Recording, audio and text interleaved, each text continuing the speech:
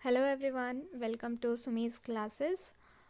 आज हम स्टैंडर्ड 2 की ड्रीम कैचर बुक में से चैप्टर नंबर 18 में जो कहानी है the story of William Tell, आज इस हम कहानी को देखेंगे कि इस कहानी में क्या है। तो सबसे पहले ये जो स्टोरी है ये एक स्विस फोक टेल है।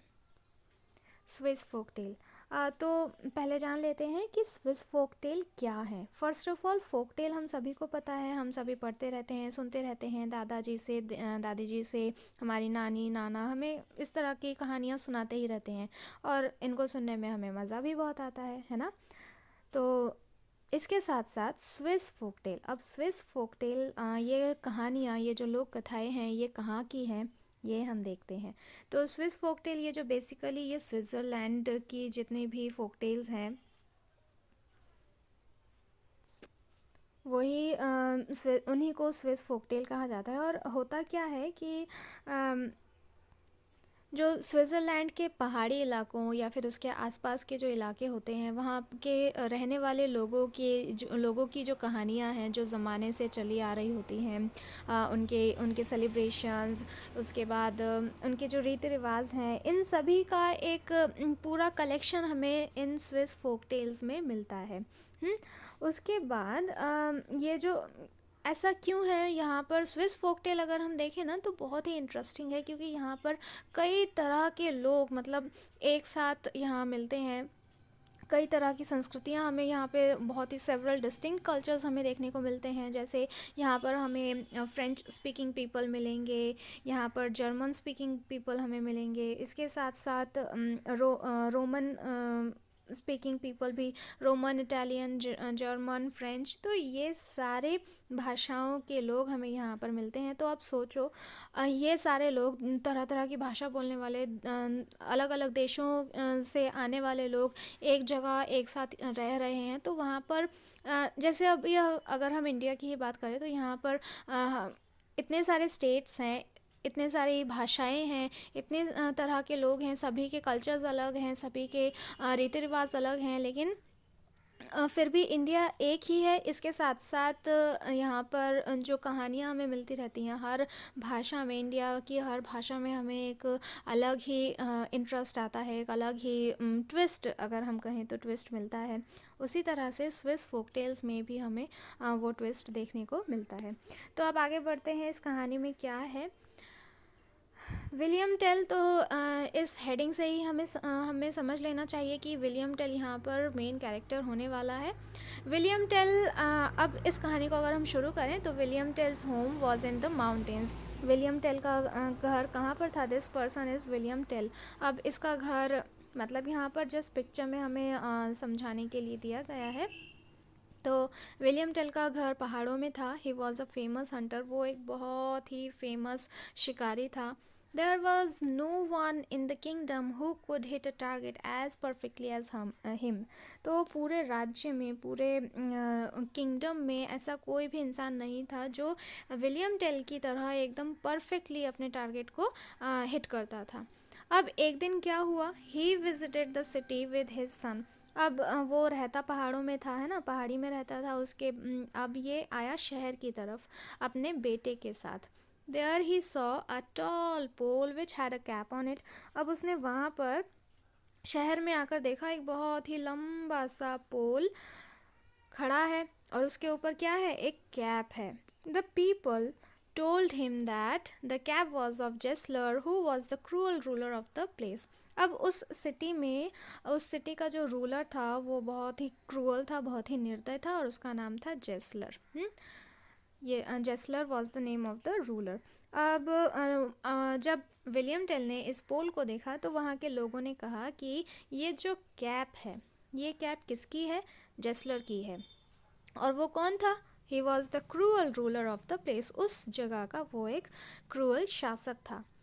दे also told him that Gessler had given orders that every man should bow down before the pole. तो उन लोगों ने विलियम टेल को ये भी बताया कि जेसलर ने ऑर्डर्स दे रखे हैं कि जो भी इस पोल के सामने आएगा, हर किसी को इस पोल के सामने झुकना पड़ेगा और झुक कर अपना रिस्पेक्ट दिखाना पड़ेगा। ठीक है। इसके बाद but William Tell refuse to go. लेकिन विलियम टेल ने क्या किया? उसने झुकने से मना कर दिया। He stood straight in front of the pole with folded arms. अब यहाँ पर जिस तरह से वो खड़ा है पोल के सामने एकदम स्ट्रेट होकर अपने आर्म्स फोल्ड करके खड़ा है, तो वही पोजीशन यहाँ पर बताई गई है कि वो किस तरह से खड़ा हुआ. He stood straight in front of the pole. Pole के सामने एकदम अपने हाथ फोल्ड करके खड़ा हो गया सीधा एकदम स्ट्रेट. एंड लाफ्ड, और क्या करने लगा, हंसने लगा, ज़ोर ज़ोर से हंसने लगा. I will not bow down even before Gessler himself. तो इसके साथ साथ हंसते हुए विलियम टेल ने यह भी कहा कि मैं कभी भी नहीं झुकूंगा, यहाँ तक कि मैं जेस्लर के सामने भी नहीं झुकूंगा. अब इसके बाद व्हेन जेस्लर हर्ड ऑफ दिस, जब जेस्लर ने इसके बारे में सुना तो उसको बहुत गुस्सा आया. He was very angry. He was afraid that other man would also disobey him. अब देखो, अगर एक इंसान बोलता है तो सारे लोग डरे हुए हैं एक जगह, उस जगह पर सारे लोग डरे हुए हैं जेस्लर से. अब वहाँ पर एक आदमी आकर अगर इस तरह से बोलता है तो डेफिनेटली वो बहुत ही ब्रेव होगा, है ना. अब इस ब्रेवनेस को देखकर या इसके बारे में जब जेस्लर को पता चला तो वो थोड़ा उसको पहले तो गुस्सा आया, इसके साथ साथ वो थोड़ा डर भी गया कि अगर उसने इस तरह से मुझे डिसओबे किया तो उसको जब बाकी लोग देखेंगे तो वो लोग भी मुझे डिसओबे करने लगेंगे. So he made up his mind to punish William Tell. तो इसीलिए जेस्लर ने क्या किया, उसने अपना मन बना लिया क्या करने का, कि वो विलियम टेल को पनिश करेगा, पनिशमेंट देगा. Gessler knew of William's skill as a hunter. अब जेस्लर को विलियम टेल की जो स्किल्स हैं कि वो कितना अच्छा शिकारी था, इस बारे में जेस्लर को पता था. So he thought of a cruel plan. तो अब उसको पता था कि जेस्लर एक विलियम टेल एक बहुत ही अच्छा हंटर है. तो उसके दिमाग में एक बहुत ही क्रूअल सा प्लान आया. क्या था वो plan? He ordered that Tell's little boy should be made to stand with an apple on his head. तो जेस्लर ने जो प्लान था वो ये था कि जेस्लर ने ऑर्डर दिया कि उसका जो छोटा सा बेटा उसके साथ आया था उसको सामने खड़ा किया जाए, उसके सर पर एक एप्पल रखा जाए. He then commanded Tell to shoot the apple with one of his arrows. उसके बाद उसने विलियम टेल को कहा कि अब तुम्हें अपने एक एरो से शूट करना पड़ेगा. अब किस तरह से था ये देखो, ये खड़ा है विलियम टेल का बेटा, उसके सर पर ये रहा एप्पल. अब इस एप्पल को शूट करना था. जैसे यहाँ पर एरो यहाँ पर दिखाई दे रहा है ना, यहाँ पर एरो दिखाई दे रहा है, तो ये शूट करना था. ये था ऑर्डर जेस्लर का, किसको, विलियम टेल को. अब Tell begged the cruel ruler to let his boy go. William Tell ने जेस्लर के सामने बहुत मिन्नतें की, बहुत ही रिक्वेस्ट किया कि मेरे बेटे को छोड़ दो, उसे जाने दो. Please don't take this test of my skill. मेरे स्किल का इस तरह से टेस्ट मत लो, मैं रिक्वेस्ट करता हूँ. What if the boy moves, what if my hand trembles. तो अब वो बहुत ही वरिड है, बहुत ही चिंतित है. अब वो कहता है कि क्या होगा अगर वो थोड़ा हिलने लगा या फिर मेरे हाथ कांपने लगे, तब क्या होगा. ये सारी बातें बोलकर विलियम टेल जेस्लर के सामने बहुत ज़्यादा बेग करता है, रिक्वेस्ट करता है. लेकिन से नो मोर सेड जेस्लर. जेस्लर ने कहा बस बातें बंद, एक शब्द भी और नहीं. You must hit the apple with your one arrow. तुम अपने किसी एरो से उस एप्पल को हिट ज़रूर करोगे, तुम्हें करना ही होगा. इफ़ यू फेल, और अगर तुम फेल हो जाते हो, अगर तुम चूक जाते हो, my soldiers shall kill the boy before your eyes. अगर तुम ऐसा करने में चूक जाते हो या फेल हो जाते हो तो मेरे सोल्जर्स, मेरे सैनिक क्या करेंगे, वो लोग ही तुम्हारी आंखों के सामने तुम्हारे बेटे को मार डालेंगे. विदाउट अनदर वर्ड, एक शब्द भी और कहे बिना, Tell fitted the arrow to his bow. अब ये सब सुनकर विलियम टेल एकदम चुप हो गया और उसने क्या किया, he fitted the arrow to his bow. अब उसने अपना तीर धनुष रेडी किया. ही टुक एम, उसने निशाना साधा, एंड लेट इट फ्लाई, और तीर को छोड़ दिया. The boy stood firm and still. He was not afraid, for he had faith in his father's skill. अब विलियम टेल डर रहा था कि क्या होगा अगर उसका बेटा हिलने लगा या फिर उसके हाथ कांपने लगे, लेकिन इधर विलियम टेल का जो बेटा था वो बहुत ही वो भी ब्रेव था और वो बिल्कुल भी नहीं डरा, क्योंकि उसको अपने फादर के ऊपर बहुत ज़्यादा ट्रस्ट था. He had faith in his father skill. So the boy stood firm and still.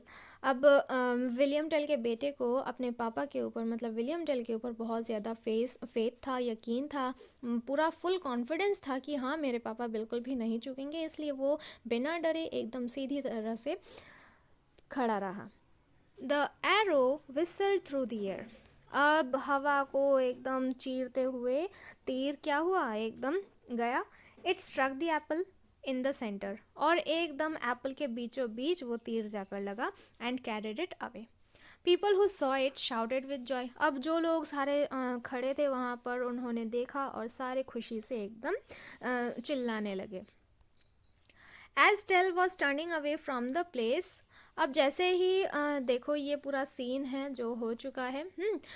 उसके बाद अब जब विलियम टेल अपने बेटे को लेकर वहाँ से चलने लगा, तभी क्या हुआ, an arrow drop to the ground.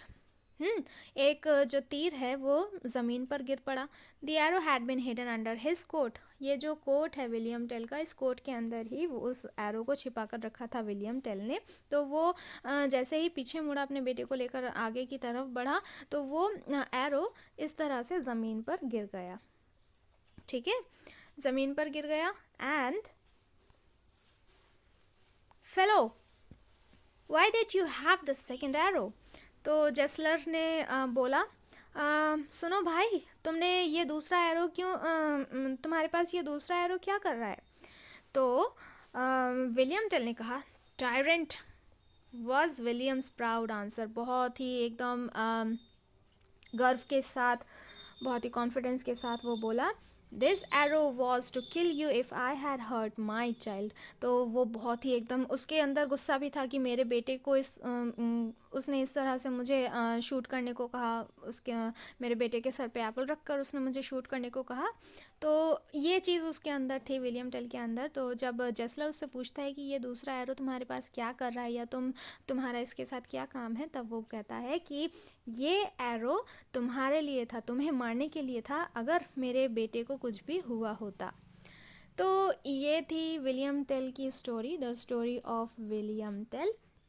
बहुत ही आसान सी कहानी है जहाँ पर हम एक हंटर के स्किल के बारे में देखते हैं, उसके साथ साथ अपने बेटे के लिए वो कितना केयरफुल है. एंड देन कुछ कुछ राजा ऐसे भी होते हैं जो बहुत ज़्यादा क्रूअल होते हैं, बहुत ज़्यादा घमंडी होते हैं, लेकिन कुछ कुछ राजा बहुत ही अच्छे भी होते हैं, है ना. तो दुनिया में तो हर तरह के लोग हमें मिलते हैं, हर तरह की बातें होती हैं, मतलब बहुत कुछ होता है. तो हमें क्या करना चाहिए, हर दिन कुछ ना कुछ जो भी हमारे आसपास हो रहा है उससे सीखना चाहिए. ये थी story, the story of William Tell. अगर यहाँ पर कहीं भी कोई भी प्रॉब्लम हुई तो just let me know. And I hope आप सभी को ये चैप्टर समझ आ गया होगा, ये स्टोरी पसंद आई होगी एंड ये वीडियो भी पसंद आई होगी. तो see you with next video. Until then take care, bye bye.